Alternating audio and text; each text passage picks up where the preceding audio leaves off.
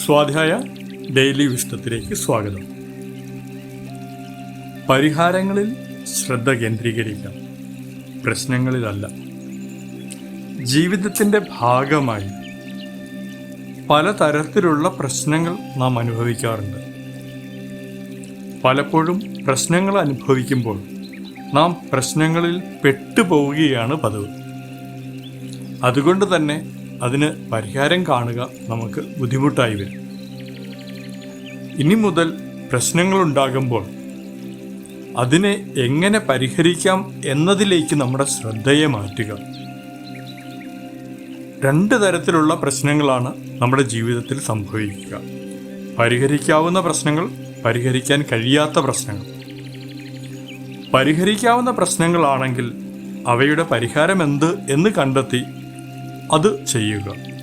പരിഹരിക്കാൻ കഴിയാത്ത പ്രശ്നങ്ങളാണെങ്കിൽ അതിനെ നാം സ്വീകരിക്കുക, കാരണം നമുക്ക് ഒന്നും ചെയ്യാൻ കഴിയില്ല. ഇതുപോലെ ജീവിതത്തിൽ ഉണ്ടാകുന്ന പ്രശ്നങ്ങളെ പരിഹരിക്കാവുന്നവ, പരിഹരിക്കാൻ കഴിയാത്തവ എന്ന് തരംതിരിച്ചാൽ ജീവിതം നമുക്ക് കുറച്ചുകൂടെ എളുപ്പമായി മാറും, കുറച്ചുകൂടെ ആസ്വാദ്യമായി മാറും. അതിനാവട്ടെ നമ്മുടെ ശ്രമം. Thank you all.